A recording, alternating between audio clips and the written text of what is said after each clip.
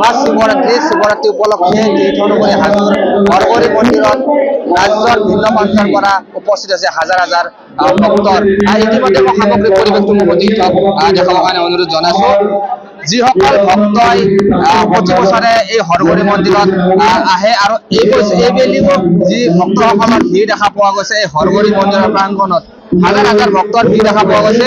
পোনে পোনে সেই প্ৰতীক্ষৰ সামগ্ৰিক পৰিৱেশটো দেখাৰ কাৰণে জনাইছোঁ। ৰাতিপুৱাৰ ভাগৰ পৰা যিসকল চাকি নৈবদ্যৰে সকলোৱে ঘৰৰ পৰা ওলাই আহিছে মহাদেৱৰ আশীষ ল'বৰ কাৰণে এনেদৰে ওলাই অহা দেখা পোৱা গৈছে। মই কমিটিৰ বিষয়ববী আছে কথা পাতিবলৈ যত্ন কৰিম। দাদা কি ক'ব আপোনালোকৰ দুদিনীয়া কাৰ্যসূচী, আজি আপোনালোকৰ কি কাৰ্যসূচী আছে? আজি আমাৰ কাৰ্যসূচী বহুকেইটাই আছিল। আমাৰ ৰাতিপুৱা প্ৰথম 6 বজাৰ পৰা আছিলে আমাৰ মন্দিৰত বেদী প্ৰতিষ্ঠা। আমাৰ যি মুখ্য পূজাৰী ধৰ্মৰাম কলিতা গোস্বামী ডাঙৰীয়া তেখেতৰ আমি বেদী প্ৰতিষ্ঠা কাৰ্যসূচী সমাপন কৰিবলৈ সক্ষম হৈছোঁ। আৰু দ্বিতীয় কাৰ্যসূচী শিৱপুৰাণ পাঠ সেইটো সমাপন হৈছে। আৰু তৃতীয় কাৰ্যসূচী আছিলে আমাৰ শ্বহীদ তৰ্পণ।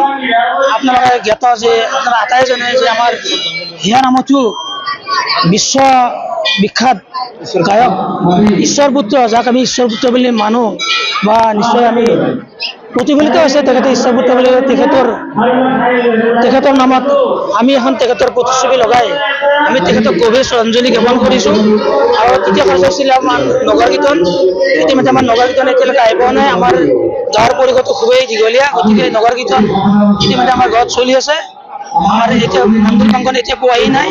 আৰু তৃতীয় কাৰ্যসূচী আছে আমাৰ দিহানাম পৰিৱেশন দুৱাৰী গীত বা আমি সন্ধিয়া সাংস্কৃতিক সন্ধিয়াৰো কিছু আমি ভক্তিমূলক গীত মাতেৰে সাংস্কৃতিক সন্ধিয়াৰ আয়োজন কৰিছোঁ। তাতো আমি বিভিন্ন শিল্পী আমি আমন্ত্ৰণ কৰিছোঁ। তেখেতসকলৰ দ্বাৰা ৰাইজক আমি এটা আনন্দ দিম বুলি ভাবিছোঁ। ক'ব লাগিব হৰগৌৰী মন্দিৰত এক প্ৰমাণ থকা বুলি আমি গম পাই আহিছোঁ। ৰাজ্যৰ ভিন্ন প্ৰান্তৰ পৰা ভক্তসকল আহে।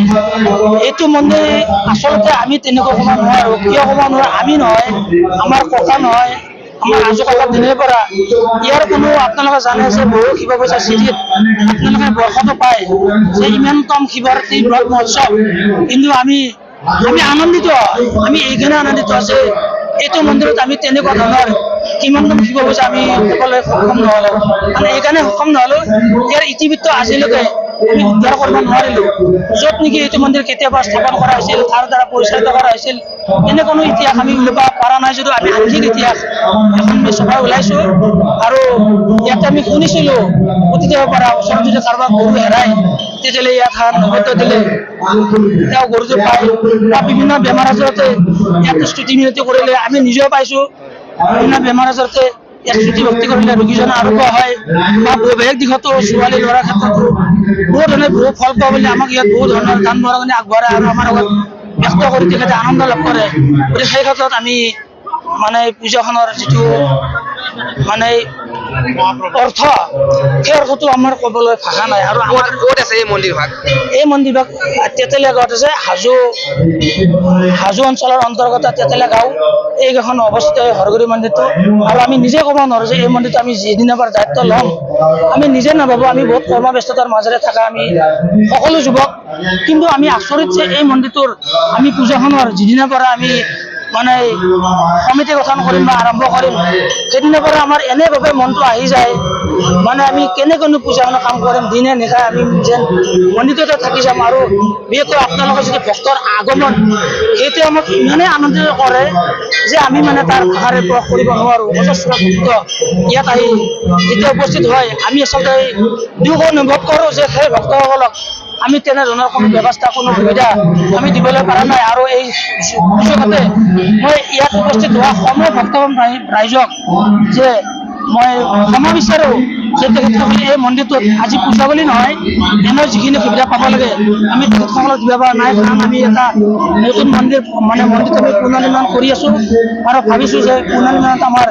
ভালেখিনি অৰ্থৰ প্ৰয়োজন আৰু সেইকাৰণে আমি কিছু অৰ্থ তাত আমি ব্যয় কৰি আছোঁ। আৰু ভাবিছোঁ যে মন্দিৰটো যেতিয়া পুনৰ্নিৰ্মাণ হ'ব তাৰপিছত আমি ৰাইজক যিখিনি পাৰোঁ আমি সুবিধা দিয়াৰ ব্যৱস্থা কৰিম।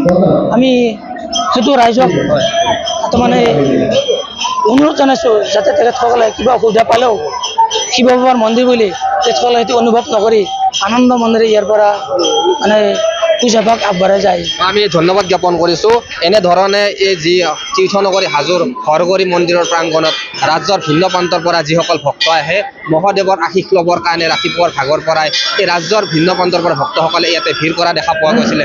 আৰু কমিটিৰ বিষয়ববীয়া কৈছে যে এই হৰগৌৰী মন্দিৰৰ পৰা বহু পৰিয়ালে স্থিত হয় আৰু দ্য নিউজ প্লাছৰ তৰফৰ পৰা আমিও এই মহাশিৱৰাত্ৰিৰ শুভেচ্ছা জ্ঞাপন কৰিলোঁ আৰু সামগ্ৰিক পৰিৱেশটো দেখুৱাৰ কাৰণে এই হৰগৌৰী মন্দিৰৰ প্ৰাংগণৰ পৰা আপোনালোকক দেখাবৰ কাৰণে যত্ন কৰিছিলোঁ। হয়, যিকোনো খবৰৰ বাবে যোগাযোগ কৰক আমাৰ এই নম্বৰত 9181 307 221।